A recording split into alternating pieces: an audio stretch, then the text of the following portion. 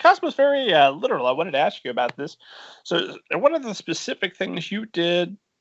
Because it's a tricky thing to write a first person. I don't have to tell you, you did it.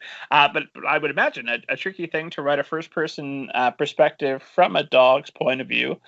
Because obviously, this dog is smart enough to narrate a novel.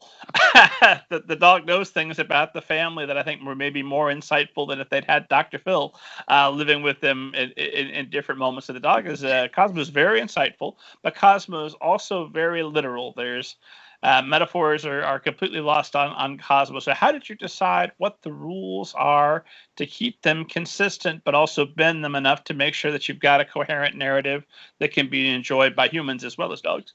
Yeah, I kind of stuck to anything that was rooted in emotion. Cosmo was going to understand. And that does come back to the idea and the scientific fact that dogs can smell adrenaline and they can smell fear and the emotions that we are experiencing. So I kind of went with that. And so anything to do with the divorce, anything that Max is specifically telling him about their family relationships, because dogs really are part of the family, right? So anything that was family, anything that was really, really emotionally based, I had Cosmo understand. And anything that was more literal that I could make a joke out of, he didn't understand it. And I think that half of the distinction came down to how can I make this funny, and how can I make this kind of dog-like, and also thinking about the things that my dogs don't seem to understand or seem to get confused by, like Halloween costumes and things of that nature, of like, oh, I just really don't want to do this. Or I'm guessing that a lot of human phrases that are metaphors, they probably wouldn't understand. And there was no, like, I didn't have really a, like, Cosmo understands this, but he doesn't understand that. And this is also where editors come in, of there were some times where Cosmo was just way too philosophical, like just to the level of like, he's like Harvard educated.